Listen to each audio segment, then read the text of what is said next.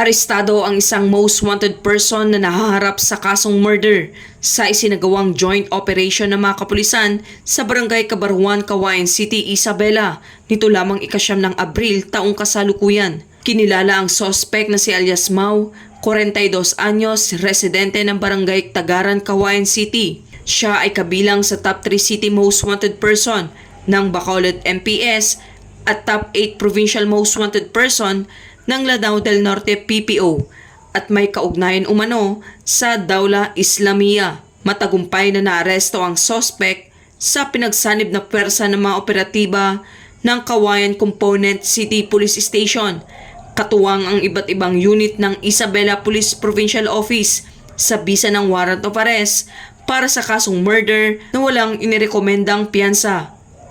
Ayon naman kay Police Colonel Manuel B. Bringas, Provincial Director ng Isabela PPO, na ang pagkakaaresto sa suspect ay patunay ng patuloy na pagsisikap ng kapulisan laban sa mga most wanted persons at mananatili ang kapulisan ng Isabela na nakatuon sa pagpapanatili ng kapayapaan at kaayusan ng lalawigan ng Isabela.